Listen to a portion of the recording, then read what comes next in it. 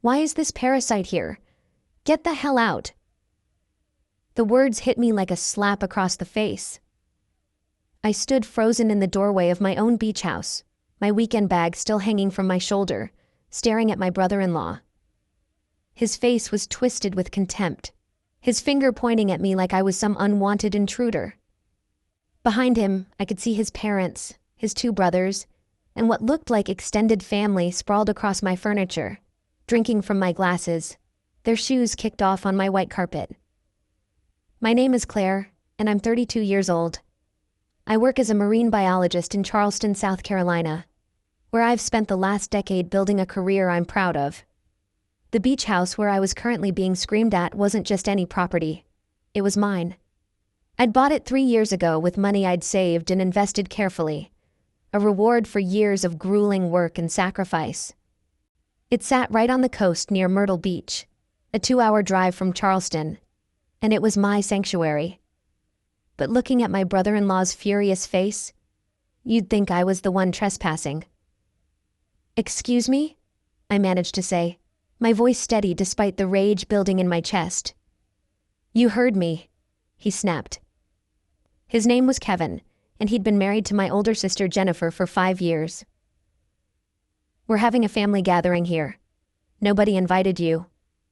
I blinked, trying to process what was happening. "Kevin, this is my house. I own it." "Yeah. Well, Jennifer said we could use it this weekend," he shot back, his arms crossed over his chest. "So unless you want to ruin everyone's good time, you should leave." I looked past him, searching for my sister. She was standing by the kitchen island, her eyes glued to her phone, refusing to meet my gaze. She knew. She absolutely knew I was planning to come here this weekend because I'd mentioned it to her just 2 days ago during our mother's birthday dinner. She'd smiled and nodded, told me to have a great time, and then apparently handed out keys to Kevin's entire family, like this was some kind of vacation rental. "Jennifer," I called out, my voice cutting through the chatter of Kevin's family. "Can we talk?" She finally looked up, her expression carefully neutral. "Claire, I didn't think you'd actually come. You're always so busy with work." "I told you I was coming. I specifically said I needed this weekend to decompress." She shrugged, a gesture so casual it made my blood boil. "Well, Kevin's family needed a place to stay, and this house just sits empty most of the time. I figured you wouldn't mind." "You figured wrong." Kevin stepped closer, his jaw tight. "Look, we've got 15 people here who drove hours to get to this place. You're one person. Do the math. Just go back to Charleston and come back next weekend." I stared at him, at the audacity dripping from every word. His family was watching now, some looking uncomfortable, others smirking like this was entertaining. Kevin's mother was even shaking her head at me, as if I was the one being unreasonable. Something inside me shifted. I'd spent my entire life being the accommodating one, the sister who didn't make waves, the daughter who kept the peace. I'd loaned Jennifer money when she and Kevin were struggling with their mortgage. I'd babysat their kids countless times without complaint. I'd even helped Kevin's brother move last summer, spending an entire Saturday hauling boxes in 100-degree heat. And this was how they repaid me. I smiled. It wasn't a warm smile. It was the kind of smile that comes when you realize you're done playing nice. "Sure," I said calmly. "I'm leaving." Kevin looked surprised, like he'd expected more of a fight. Good. Finally, some sense. I turned toward the door, then paused. "Just so we're clear, Kevin, you're saying you want me to leave my own property?" "That's exactly what I'm saying." "And Jennifer, you're okay with this?" My sister wouldn't look at me again. "It's just one weekend, Claire. Don't be dramatic." I nodded slowly, my mind already racing through everything I needed to do. "Okay then. Enjoy your weekend." I walked out, leaving the door open behind me. As I got into my car, I could hear laughter from inside the house. They thought they'd won. They thought I'd just roll over and accept this humiliation. They had no idea what was coming. I drove exactly 3 minutes down the road before pulling into a gas station parking lot. My hands were shaking, not from fear, but from pure adrenaline. I pulled out my phone and started making calls. First to my lawyer, then to my property manager, then to someone else I'd been hoping I wouldn't need to contact. By the time I was done, it was getting dark. I sat in my car, watching the sun sink into the ocean, and allowed myself one moment of doubt. Was I really going to do this? Was I really going to burn every bridge with my sister over a beach house?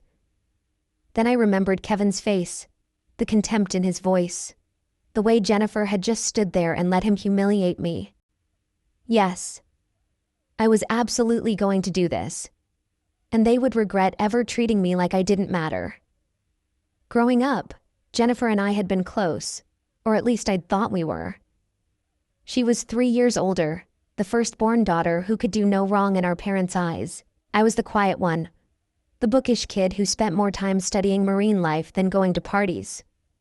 Our parents loved us both, but Jennifer always seemed to shine brighter, to take up more space in every room.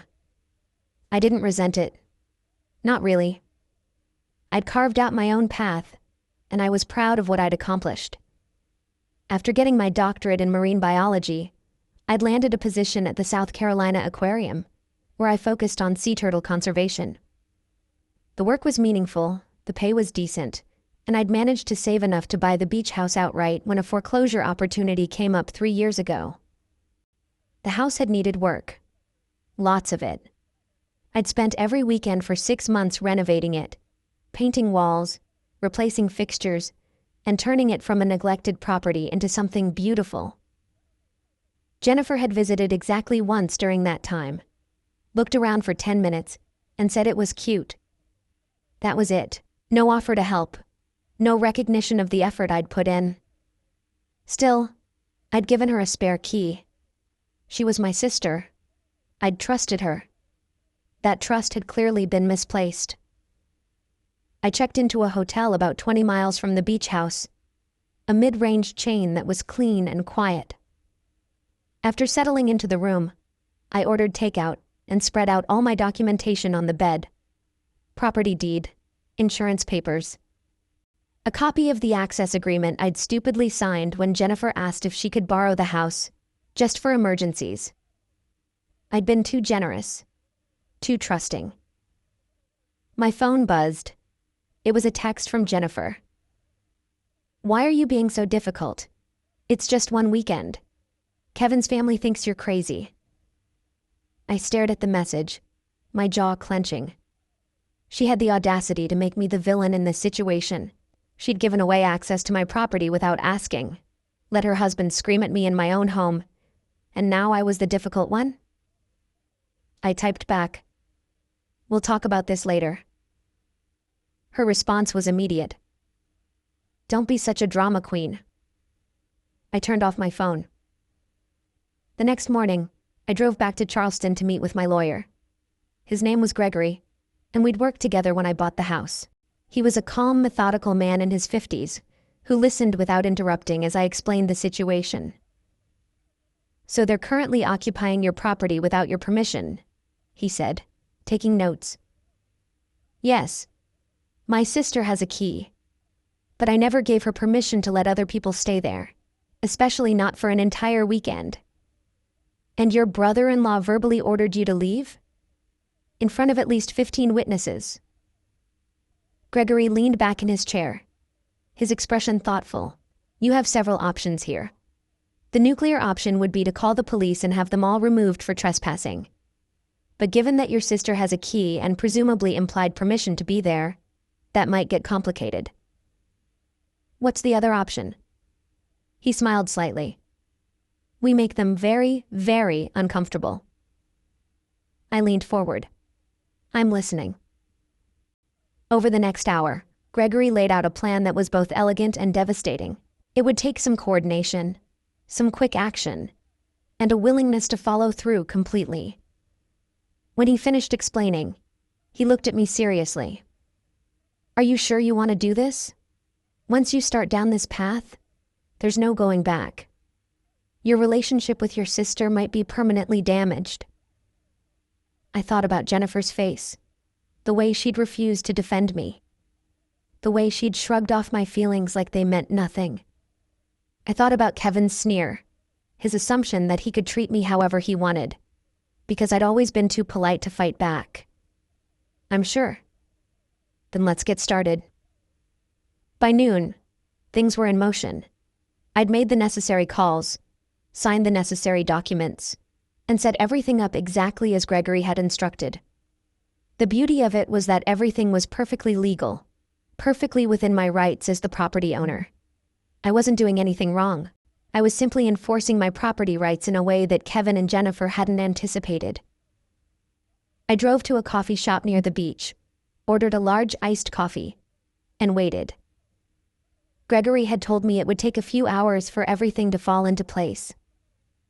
I used the time to think about what came next, about how my family would react, about whether I was making a terrible mistake.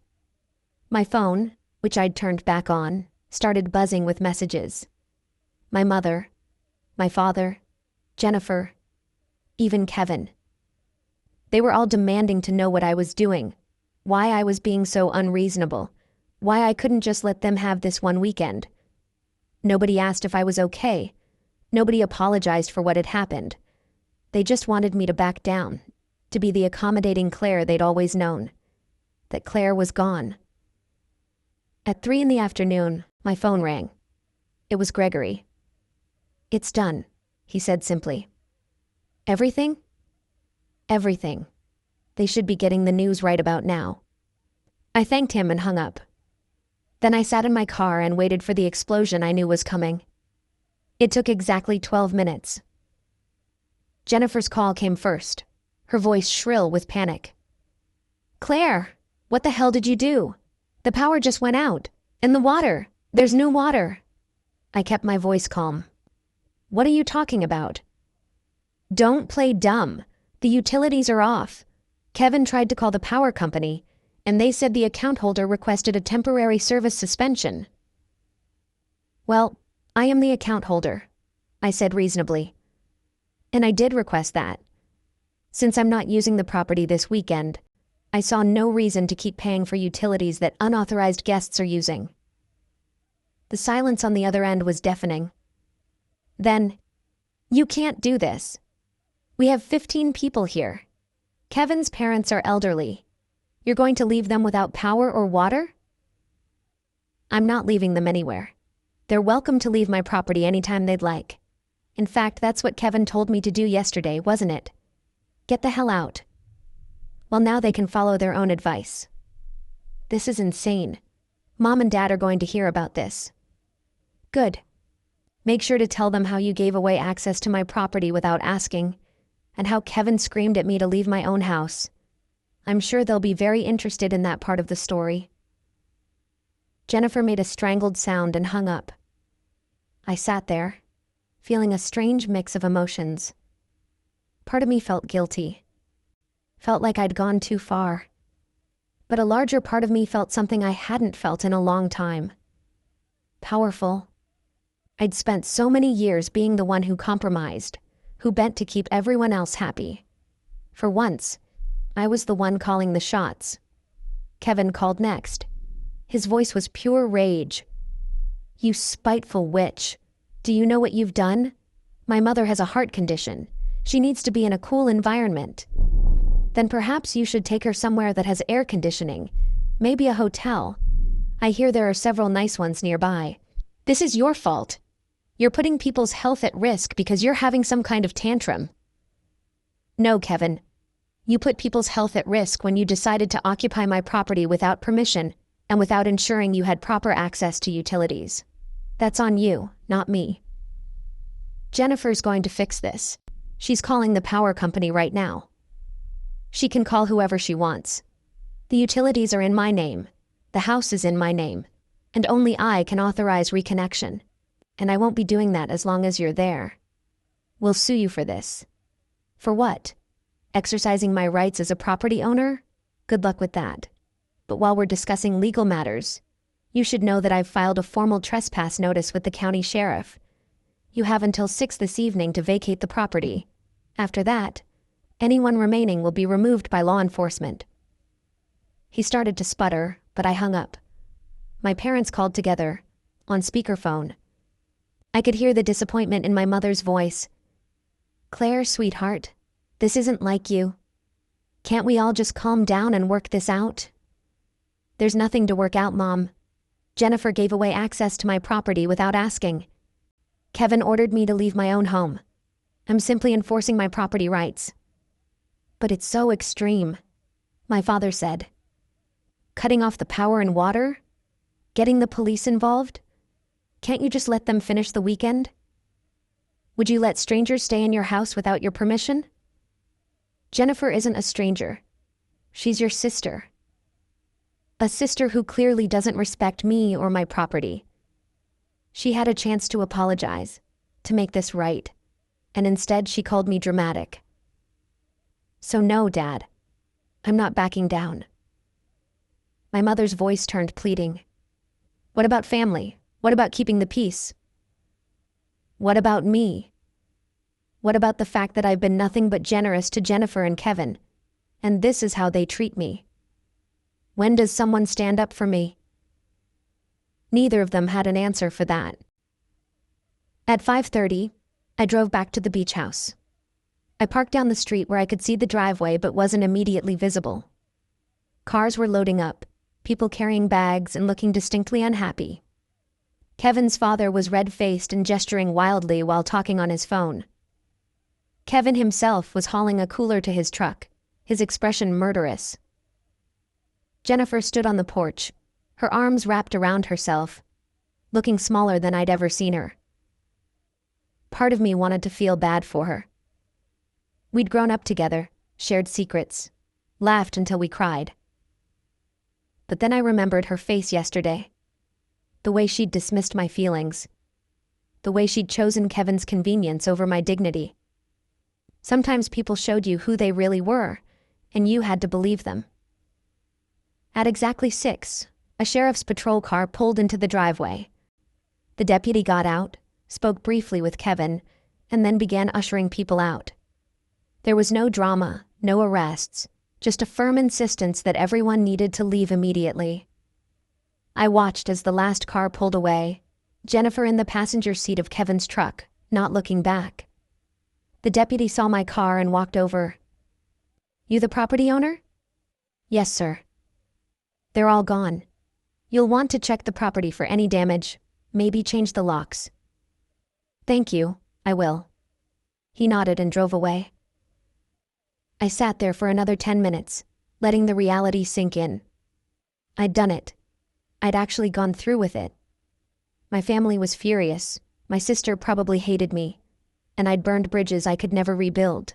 But as I pulled into my own driveway, as I unlocked my own door and stepped into my own house, I felt something unexpected. Relief. For the first time in years, I'd stood up for myself. And it felt damn good. The house was a disaster. I walked through slowly, documenting everything with my phone camera. Red wine stains on the white living room carpet. Cigarette burns on the deck railing, even though I had a clear no-smoking policy. The kitchen was a wreck of dirty dishes, empty beer bottles, and what looked like someone's failed attempt at cooking shrimp, the shells scattered across my granite countertops. But it was the upstairs that made my blood boil. Someone had been in my bedroom, in my private space. The bed was unmade, sheets that I'd carefully washed and pressed now twisted and stained. My closet door hung open, and I could see that someone had gone through my things. A jewelry box I kept on my dresser was open, and I immediately checked for my grandmother's pearl necklace. It was gone.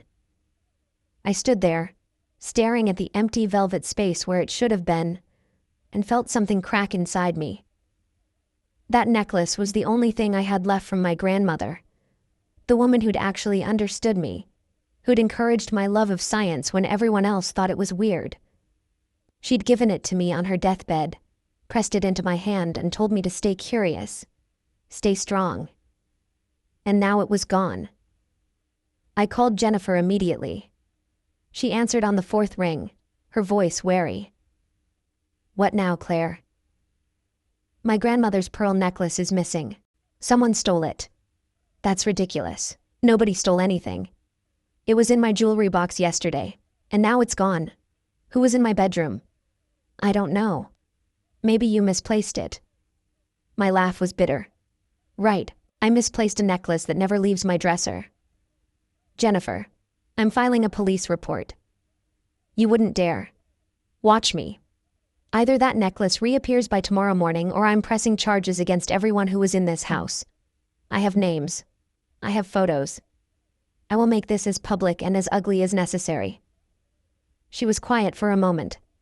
Then, you've changed, Claire. You used to be nice. No, Jennifer. I used to be a doormat.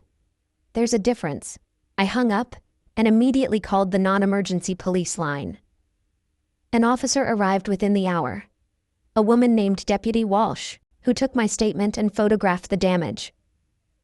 She was professional, sympathetic, and when I mentioned the missing necklace, her expression hardened. Do you have photos of it? Insurance documentation? I have both, and I have a list of everyone who was in the house. Good. We'll need all of that. I'll be honest with you, though. Proving who specifically took it will be difficult unless someone confesses or we find it in their possession. I understand. After she left, I spent 3 hours cleaning, scrubbing wine stains, washing sheets, disinfecting surfaces that strangers had touched. With every swipe of the sponge, my anger grew. This wasn't just about a weekend anymore. This was about disrespect so profound that it felt personal, calculated. My phone buzzed constantly. Jennifer. Kevin. My mother. Even Kevin's mother apparently had gotten my number and left a voicemail about how I'd ruined their family gathering and should be ashamed of myself. I listened to each message once, then deleted them. Around midnight, as I was finally finishing up, my phone rang with an unknown number. I almost didn't answer, but something made me pick up. Claire, it's Melissa. Melissa, Kevin's younger sister. We'd actually gotten along during the few times we'd met, though I hadn't seen her in over a year. Melissa, hi. Look, I heard about what happened this weekend, and I just wanted to say, I'm sorry. What Kevin did was completely out of line. I sank onto the couch, suddenly exhausted. Thank you. That means a lot. He's always been like this, you know, entitled. My parents spoiled him rotten, and Jennifer just enables it. I wasn't at the beach house, thank God. But my mom called me ranting about you. And when I actually got the full story, I was disgusted. Did you know about the necklace? She paused. What necklace? I explained about my grandmother's pearls. Melissa swore softly. Claire, I hate to tell you this, but Kevin's been having money problems. Bad ones. He made some investments that went south, and he's been scrambling to cover losses. Jennifer doesn't even know how bad it is. My stomach dropped. You think he took it? I don't know, but he's desperate enough that I wouldn't put it past him. He's been trying to borrow money from everyone in the family. After we hung up, I sat in the dark, processing this information. Kevin was broke. That explained why Jennifer had been pushing me to lend them money again last month, a request I'd declined after never being paid back from the previous loan. It explained why they'd been so eager to use my beach house instead of renting their own place. But stealing from me? That was a line I'd never imagined they'd cross. The next morning, I woke up to 17 missed calls and twice as many text messages. Most were from family members demanding I drop the police report, saying I was tearing the family apart, that I needed to forgive and forget. Not one person apologized for what had been done to me. I was drinking coffee on the deck, watching the sunrise over the ocean, when a car pulled into the driveway. Jennifer. She got out slowly, looking like she hadn't slept. We need to talk, she called up to me. I didn't move. So talk. She climbed the deck stairs, and I could see she'd been crying. Her eyes were red and puffy, her hair pulled back in a messy ponytail. This was the sister I'd grown up with. The one I'd shared a room with until I left for college. The one who'd braided my hair and taught me how to apply eyeliner. The one who'd thrown all of that away for her husband's convenience. "I'm sorry," she said, the words sounding forced. "I should have asked before giving Kevin the keys. I should have stood up for you when he told you to leave." "Yes, you should have. But Claire, you've taken this too far. The police? Really? You're going to destroy Kevin over a necklace? A necklace that belonged to our grandmother. That was all I had left of her. It's just jewelry. It can be replaced." "No, Jennifer, it can't. And the fact that you don't understand that tells me everything I need to know about where we stand." She stepped closer, her expression shifting to something harder. "If you pursue this, if you press charges, Kevin could lose his job. He works for the city. A theft charge would ruin him. Then he shouldn't have stolen from me. You don't even know if he took it. It could have been anyone. Then tell him to prove his innocence. Let him turn out his pockets, his car, his house. If he has nothing to hide, he should have no problem with that." Jennifer's face flushed. "You're being unreasonable." "I'm being unreasonable? I'm not the one who stole. I'm not the one who violated someone's trust and home. That was your husband, Jennifer. That was you, by enabling him." "Fine," she spat. "Fine. You want to play hardball? Let's play. Mom and Dad are selling their lake house. They were going to leave it to both of us when they died. But guess what? They're changing their will. Everything goes to me now. You're cut out completely." The words should have hurt. A month ago, they would have devastated me. But standing there, looking at my sister's twisted expression, I felt nothing but a cold clarity. If that's what they want to do, that's their choice. But Jennifer, understand this. I'm done. I'm done being the backup plan, the reliable one, the one who gets walked all over because I'm too nice to fight back. You made your choice. Now live with it." She stared at me for a long moment, then turned and walked away. I watched her drive off, and I didn't cry. I didn't feel sad. I just felt free. 3 days after Jennifer's visit, I got a call from Deputy Walsh. "Miss Claire, we've had a development in your case. Can you come down to the station?" I drove there immediately, my heart pounding. Deputy Walsh met me in a small conference room, and she wasn't alone. A detective sat across from her, a middle-aged man with kind eyes and a firm handshake. "I'm Detective Barnes. I understand you reported a theft?" "Yes. My grandmother's pearl necklace." He opened a folder. "We received an interesting call yesterday. Anonymous tip saying we should check a pawn shop in North Charleston. We followed up and we found your necklace." I gasped. "You found it?" "We did. The pawn shop owner provided us with security footage and the name of the person who pawned it." He slid a photograph across the table. It was Kevin. I stared at the image, at my brother-in-law's face caught clearly on camera as he handed over my grandmother's necklace for cash. The timestamp showed it was from Saturday evening, just hours after he'd left my beach house. "That's him," I said, my voice hollow. "That's my brother-in-law." Detective Barnes nodded. "We've issued a warrant for his arrest. Grand larceny, given the necklace's appraised value of $4,000. He'll be picked up within the next 24 hours. $4,000. I'd had it appraised 2 years ago for insurance purposes, never imagining I'd need that information for something like this. What happens now? Now we build a case. The pawn shop footage is strong evidence, and we have your testimony about who had access to the property.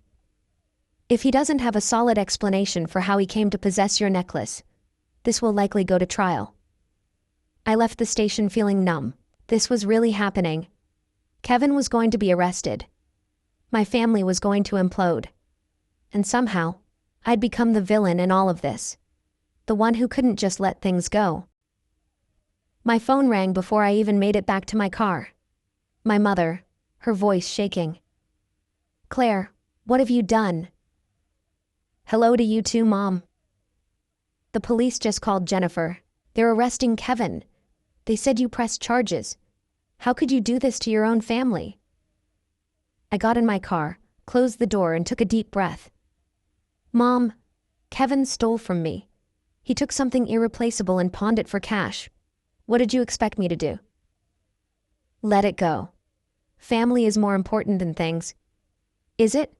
Because from where I'm standing, Kevin didn't think family was important when he was stealing from me. Jennifer didn't think family was important when she gave away my house without asking.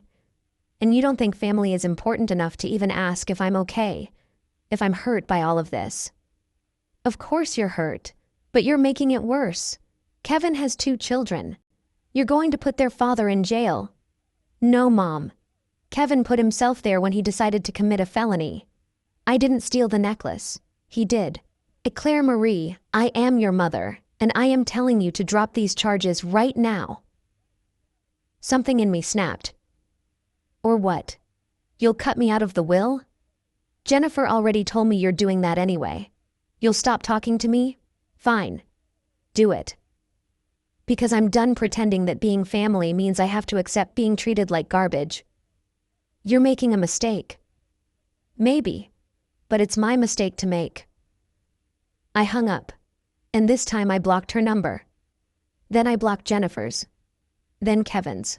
One by one, I went through my contacts and blocked every family member who'd sent me hateful messages over the past few days.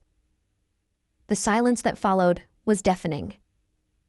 That evening, I was back at the beach house, sitting on the deck with a glass of wine, when I heard footsteps on the stairs. I tensed, reaching for my phone to call 911 if needed. But it was just Melissa. I'm sorry for just showing up, she said. I tried calling, but it went straight to voicemail. I've been blocking a lot of numbers lately. She gave me a sad smile. I can imagine. Can I sit? I gestured to the chair next to me, and she sank into it with a sigh. Kevin was arrested this morning. Jennifer is losing her mind. My parents are furious, and the entire family has basically declared you enemy number 1. I figured as much. For what it's worth, I think you did the right thing. Kevin's always gotten away with everything because people are afraid of upsetting him. It's about time someone held him accountable. That seems to be a minority opinion. Only among people who benefit from Kevin's bad behavior. The rest of us have been waiting for something like this. She paused. Claire, there's something you should know. Kevin's in deeper trouble than just the necklace. I looked at her. What do you mean? When he got arrested, Jennifer went through his office. She found documents, bank statements, emails. Kevin's been embezzling from his job. Not a lot at once, but over the past 2 years, he's taken almost $50,000. I felt my jaw drop. 50,000. He was covering it up by manipulating expense reports and vendor payments. But now that he's been arrested, his employer is doing an audit. They're going to find everything. Does Jennifer know? She knows. And she's trying to decide whether to divorce him or stand by him. My parents are pressuring her to stay, to support her husband through this difficult time. But Claire, I think she's finally seeing him for what he is. We sat in silence for a moment, watching the waves roll in. The sun was setting, painting the sky in shades of orange and pink. What's going to happen to him? I asked. Prison, probably. Between the theft from you and the embezzlement, he's looking at serious time. His lawyer is talking about a plea deal, but it's not looking good. And his kids? Jennifer's moving back in with our parents. The house is going into foreclosure. Kevin never told her how bad their finances were. She thought they were fine, but it turns out they're drowning in debt. I should have felt vindicated. I should have felt like justice was being served. Instead, I just felt tired. This whole situation had spiraled so far beyond a stolen weekend at a beach house. Lives were being destroyed. Families were fracturing. And I was at the center of it all. "Do you think I did the wrong thing?" I asked Melissa. She looked at me, her expression serious. "No. I think you did the only thing you could do. Kevin needed to face consequences. If it hadn't been you, it would have been someone else eventually. Better it happened now before he stole even more. Before he hurt even more people. My parents hate me. They'll get over it. Or they won't. But Claire, you can't set yourself on fire to keep other people warm. You deserve respect. You deserve to be treated like your feelings matter. I don't feel like I won anything. Maybe you didn't win. But you didn't lose either. You stood up for yourself. That's worth something." The next few weeks passed in a blur of legal proceedings and family drama that I deliberately kept myself distant from. Kevin's arrest made the local news, which meant everyone knew what had happened. The marine biology community in Charleston is small, and I found myself fielding questions from colleagues and dealing with awkward conversations in the break room. "I heard your brother-in-law got arrested," my research partner said one morning, trying to sound casual. "He did. That must be hard." "It is what it is." I kept my head down and focused on my work. We were in the middle of sea turtle nesting season, which meant long hours monitoring beaches and protecting eggs from predators. The work was exhausting, but grounding. There was something clarifying about spending your days focused on preservation and life cycles, on species that had survived for millions of years by adapting to change. I needed to adapt too. Deputy Walsh called me on a Thursday afternoon with an update. Kevin's lawyer had reached out about the necklace case, wanting to negotiate a plea deal that would involve restitution and probation. The embezzlement case was going to trial, but the theft charge could potentially be settled. "What do you think?" I asked her. "It's up to you. If you want to pursue this criminally, we have a strong case. But if you'd accept restitution and a formal admission of guilt, that's an option too." I thought about it. Did I want to see Kevin go to prison for stealing from me, on top of whatever he'd face for the embezzlement? Did I want that level of revenge? What would restitution look like? "He'd have to pay you the full appraised value of the necklace plus damages for the other property damage at your beach house. And he'd have to plead guilty in court, which would go on his record. Let me think about it."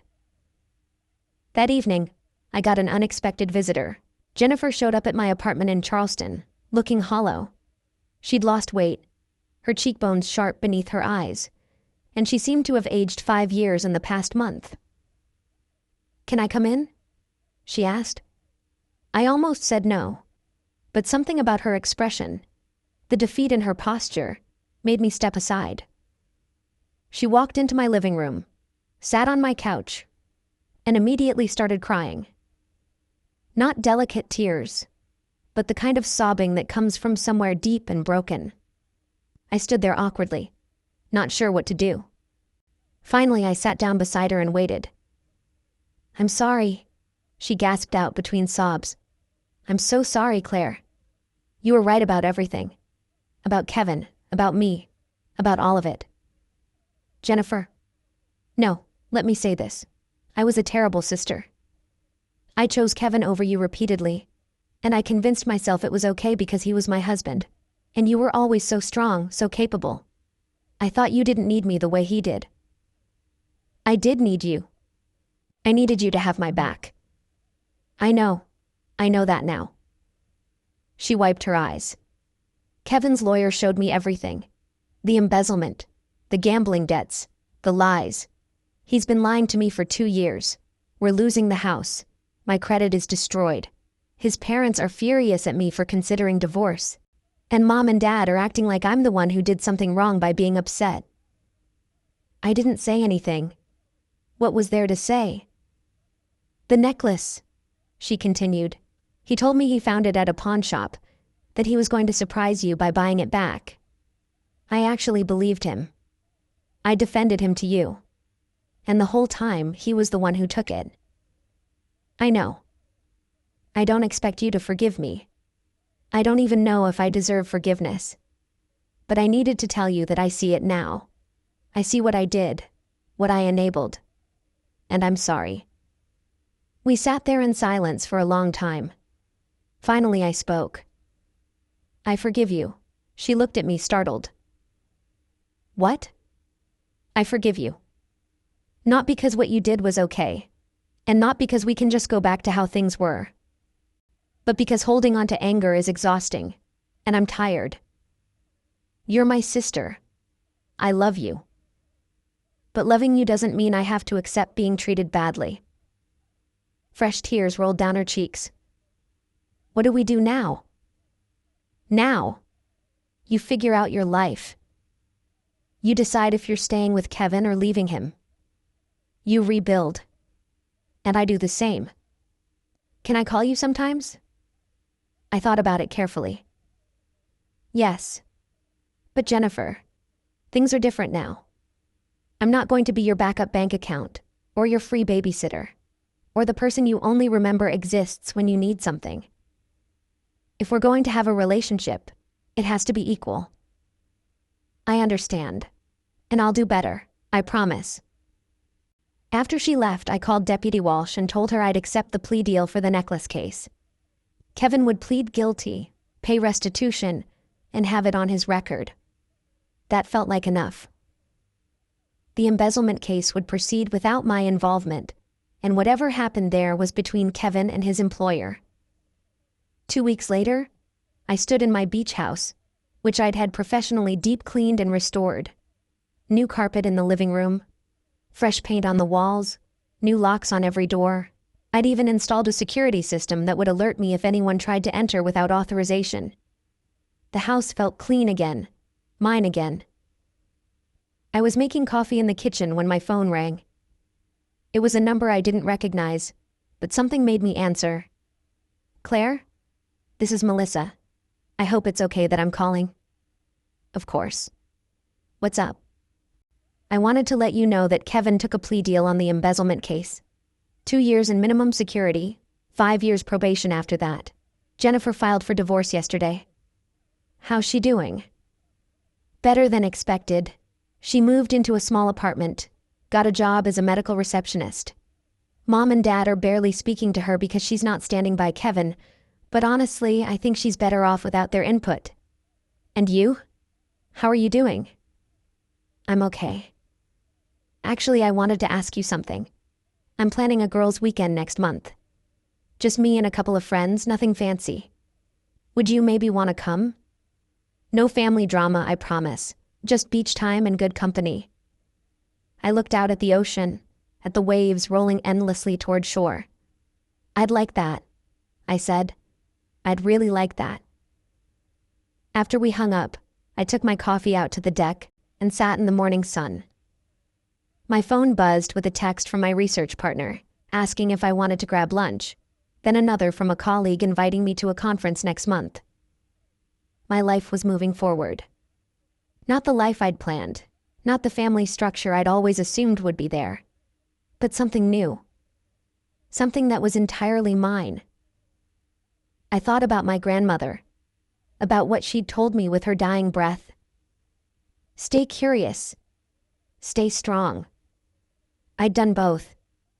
I'd stayed strong when it would have been easier to fold. I'd stayed curious about what life could look like when you stopped accepting scraps of respect and demanded what you deserved. The necklace was back in my jewelry box upstairs, cleaned and polished. But I'd learned something over these past weeks. I didn't need it to remember my grandmother's lessons. They were already part of me, woven into every decision I'd made, every boundary I'd enforced. I'd lost a family that never truly valued me. But I'd found something more important. Myself. 6 months after Kevin's arrest, I received a letter from the district attorney's office.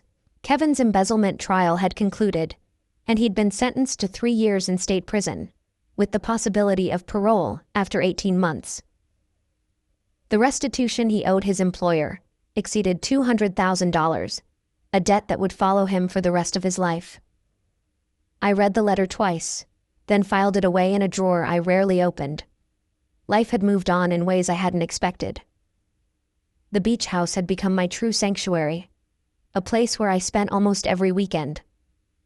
I'd started inviting colleagues and friends down, hosting small gatherings that were nothing like the chaotic invasion Kevin's family had staged. These were evenings of good wine, intelligent conversation, and laughter that felt earned rather than forced. Melissa had become a genuine friend. She'd brought her friends for that weekend she'd mentioned, and we'd all clicked immediately. Through her, I'd met people who valued authenticity over family obligation, who understood that sometimes the healthiest thing you could do was walk away from toxicity. Jennifer and I spoke occasionally, brief phone calls where she updated me on her life. She'd completed a medical coding certification program and gotten a better job at a hospital. Her kids were adjusting to the divorce, seeing Kevin during supervised visits arranged through the prison. She'd stopped trying to justify his behavior or minimize what he'd done. I was so busy defending him that I forgot to ask if he deserved defending. She'd told me during one call, "I'm sorry it took me so long to see it." Our parents had eventually reached out, awkward phone calls where they danced around apologies without actually making any. I'd listened politely and kept the conversation short. Forgiveness was one thing. Forgetting was another entirely. But it was a Tuesday afternoon in October when everything came full circle. I was at the aquarium, giving a presentation to a group of marine biology students, when my phone buzzed with a call from an unknown number. I ignored it, focusing on explaining sea turtle migration patterns. The call came again during my lunch break. "Hello? Claire? This is Attorney Hoffman. I represent Kevin in his criminal cases. I'm calling because he's requested to speak with you." I almost hung up. Why would I want to speak to him? He says he has information you need to hear. About the weekend at your beach house. He says there's more to the story than what came out in court. There's nothing he could tell me that I need to know. He specifically mentioned your parents and Jennifer. He says they were more involved than you realize. That gave me pause. Involved in what? He wouldn't tell me details. He insists on speaking to you directly. You're under no obligation, of course, but I promised I'd pass along his request. I thought about it for a long moment. If I agree to this, it's by phone only. I'm not visiting him in prison. Understood. I can arrange a monitored call through the facility. When would work for you? We scheduled it for the following week. The call came through on Friday evening. I was at the beach house, sitting on the deck with a glass of wine, watching the sunset. The prison operator connected us, and then Kevin's voice came through, hollow and tired. "Claire, thank you for taking my call. I'm here. Talk." He was quiet for a moment. "I need you to understand something. What I did was wrong. Stealing from you, lying to Jennifer, the embezzlement. All of it was wrong, and I'm not making excuses. But that weekend at your beach house, that wasn't just my idea." "What are you talking about?" "Your parents planned it. Mom knew you were coming down that weekend. She specifically told Jennifer to give me the keys and invite my family. Told her to make sure I'd confront you." My blood ran cold. "You're lying." "I'm not. Your mother has hated that you have money, that you have this house, that you succeeded without their help. She thought if I humiliated you enough, you'd sell the beach house and split the money with Jennifer. She told me exactly what to say, how to push your buttons. The whole thing was staged. That's insane. Is it? Think about it, Claire. Why would Jennifer just hand over keys to your house without asking? Why was my entire family ready to go that specific weekend? Your mother set it up because she wanted you to feel small, to remember your place in the family hierarchy." I stood up, pacing the deck. "Even if that's true, you still stole from me. You still took my grandmother's necklace." "I did. And that part was all me, I admit it. I was desperate for money. and I saw an opportunity. But I want you to know the truth about how we ended up there in the first place. Your parents used me as a weapon against you, and I was stupid enough to go along with it. Why are you telling me this now? Because I've had a lot of time to think in here. About the person I was, the choices I made. And because I think you deserve to know that the people you're trying to rebuild relationships with were the ones who orchestrated the whole thing. After the call ended, I sat in the darkness, my wine untouched, processing what I'd heard. If Kevin was telling the truth, and his lawyer's presence on the call suggested he was being honest, then my parents hadn't just failed to defend me. They'd actively set me up to be humiliated. I pulled out my phone and scrolled to my mother's contact. I'd unblocked her number months ago but hadn't used it. Now I pressed call. My mother answered on the third ring, her voice cautious. "Claire? Is that you? It's me. We need to talk." "Oh, sweetheart, I'm so glad you called. Your father and I have been wanting to reach out, but we weren't sure if you were ready. Were you involved in planning the beach house incident?" Silence. "What? I don't know what you're talking about." "Kevin called me today. He told me you and Dad orchestrated that entire weekend. That you specifically told Jennifer to give him the keys, to make sure I'd show up and be confronted. Is that true?" More silence. Then, "Kevin is a criminal and a liar. You can't believe anything he says." "Answer the question, Mom. Did you plan it?" "I may have suggested to Jennifer that the house was sitting empty and Kevin's family needed a place to stay. I didn't think you'd actually show up that weekend. You knew I was coming. Jennifer told you at your birthday dinner. Well, I thought you'd be reasonable about it. I thought you'd understand that family needed the space more than you did." I laughed, a sound without humor. "You set me up. You wanted Kevin to embarrass me, to make me feel small enough that I'd do whatever you asked. That's not... Claire, you have to understand. We were worried about you. You've been so distant, so focused on your career. We thought maybe if you saw how much family meant, how much Jennifer and her family needed support. You thought you'd manipulate me into giving up my property. That's what this was about. It's just a beach house, Claire. Jennifer has children. She has actual needs. You're single, you don't have kids, you don't need... Don't need what? Respect, boundaries, my own property that I worked hard to afford? You're being dramatic." "No, Mom, I'm being clear. You used me. You've always used me. I was the responsible one. The one who had her act together. So you took me for granted while you fawned over Jennifer and her mess of a life. And when I finally stood up for myself, you punished me for it. We did no such thing. We simply prioritized Jennifer's needs during a difficult time. By humiliating me? By stealing from me? Kevin stole from you. That had nothing to do with us. But you created the situation that made it possible? You opened the door, Mom. You put me in a position where I was vulnerable and alone in my own house, surrounded by people who'd been told I was the problem. Do you have any idea how that felt? I think you're overreacting. I'm done." "What?" "I'm done with this conversation, done with your excuses, done with your version of family where I'm only valuable when I'm useful to you. Jennifer is trying to build a real relationship with me, one based on honesty and mutual respect. But you? You can't even admit what you did. Claire Marie, you don't mean that." "I absolutely do. Don't call me again. Don't show up at my house. We're done." I hung up before she could respond, and this time I blocked the number for good. My hands were shaking. I felt like I'd been punched in the stomach, all the air knocked out of my lungs. But underneath the shock was something else. Clarity. For years I'd thought I was the problem.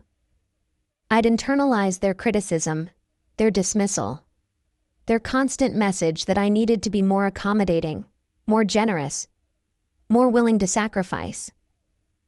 I'd believed that being a good daughter, a good sister, meant accepting whatever they dished out. But it had all been manipulation.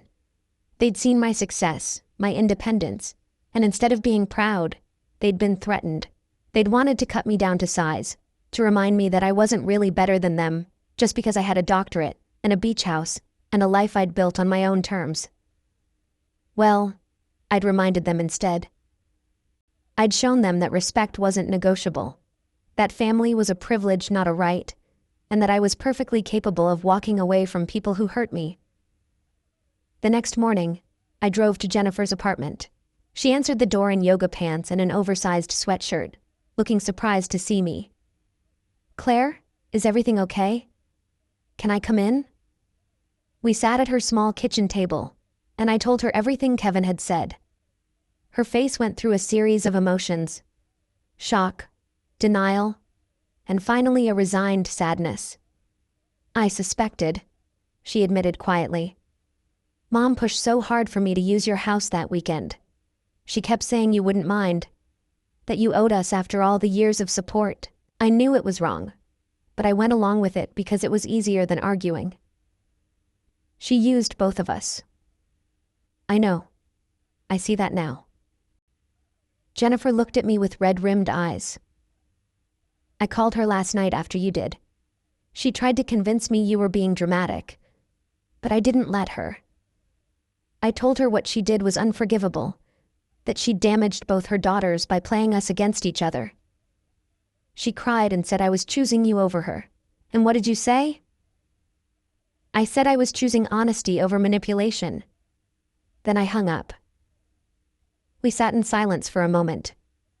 Then Jennifer reached across the table and took my hand. "I'm sorry I wasn't the sister you deserved. I'm sorry I let them use me as a weapon against you. I'm sorry too, for all of it. Can we start over?" I squeezed her hand. "We're already starting."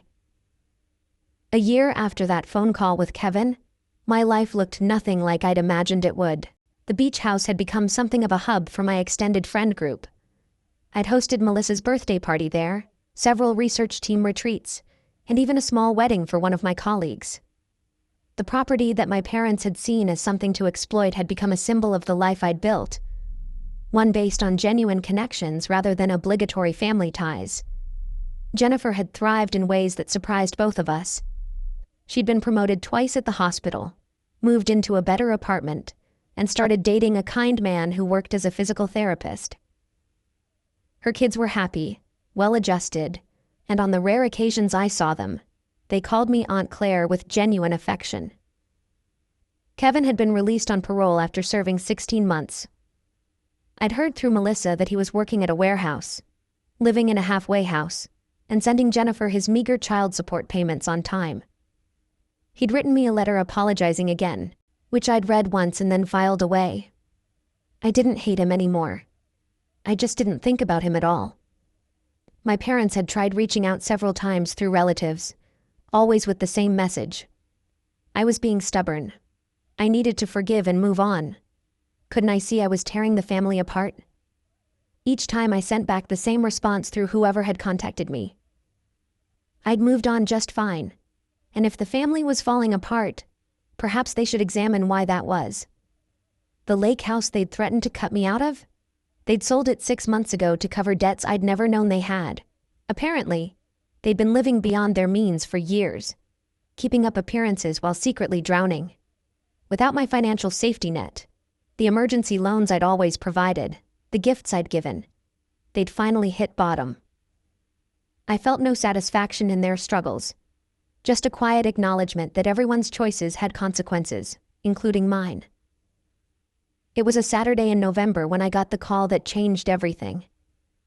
I was at the beach house with Melissa and 3 other friends, preparing for a small Thanksgiving gathering we'd planned. "Claire, it's Jennifer. Dad had a heart attack. He's at Charleston Memorial." I went alone, telling my friends to continue with dinner preparations. The hospital was bright and sterile, and I found Jennifer in the cardiac unit waiting room, looking exhausted. "How is he?" "Stable. They did emergency surgery. He's going to be okay, but Claire, he's asking for you." "Where's Mom?" "In with him now. She doesn't know I called you. I sat down next to my sister. I don't know if I can do this. I'm not asking you to forgive him or pretend everything's fine. But he almost died tonight and he's scared. Whatever he did, whatever Mom did, he's still our father. I thought about that. About the man who'd taught me to ride a bike, who'd been so proud when I got into college, who'd slowly transformed into someone I didn't recognize as he'd aged. Where had that transformation started? When had prioritizing appearances over authenticity become more important than his own daughter's well-being? 5 minutes, I said. I'll give him 5 minutes. My mother was leaving the room as I approached. She stopped when she saw me, her face cycling through surprise, anger, and something that might have been shame. Claire.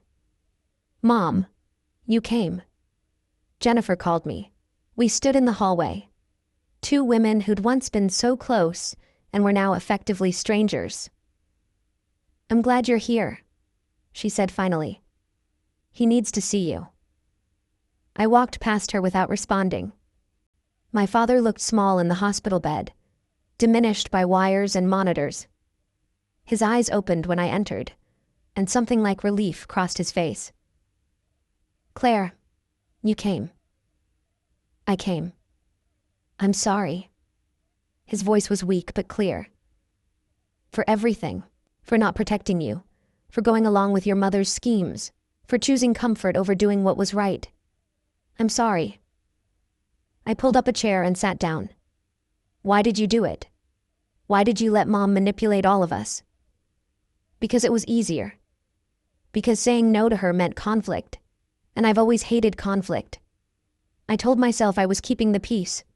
But really I was just being a coward. You hurt me, Dad. Badly. I know, and I can't undo it. But I can tell you that watching you walk away, watching you build a life without us, taught me something. You were braver than I ever was. You chose integrity over comfort, and I should have done that years ago. We talked for 20 minutes, and while it didn't fix everything, it felt like a start. Not a reconciliation exactly, but an acknowledgement. He couldn't undo the past, and I couldn't forget it. But maybe we could find something new to build on. When I left the hospital, my mother was waiting in the hallway. Thank you for going in, she said stiffly. I didn't do it for you. I know. But Claire, I need to say something. I was wrong. About everything. I let jealousy and insecurity turn me into someone I don't recognize, and I hurt you because of it. I don't expect forgiveness, but I needed you to know that I see what I did. I looked at her, really looked at her, and saw someone who'd spent so much energy controlling others that she'd lost herself. She looked older, tired, defeated. I appreciate you saying that, I said. But Mom, it's going to take more than words. It's going to take time and change and consistent effort. If you're willing to do that, then maybe someday we can figure out what our relationship looks like. But it won't ever be what it was. I understand. I drove back to the beach house where my friends were waiting with warm food and warmer smiles. They asked if I was okay, and I realized I was. Not perfect, not completely healed, but okay. That night, after everyone had gone to bed, I sat on the deck alone and thought about the journey that had started with me being screamed at in my own home. I'd lost a lot. The family I'd thought I had, the naive belief that blood always meant loyalty, the comfort of not making waves. But I'd gained more, self-respect, genuine friendships, a sister who was finally becoming someone I could trust. And most importantly, I'd gained the knowledge that I could stand up for myself and survive. Thrive, even. Kevin served out his parole period working minimum wage jobs, his career and reputation destroyed beyond repair. His relationship with his children remained strained, limited to supervised visits that highlighted everything he'd lost through his choices. The embezzlement conviction followed him everywhere, ensuring he'd never work in finance or city government again.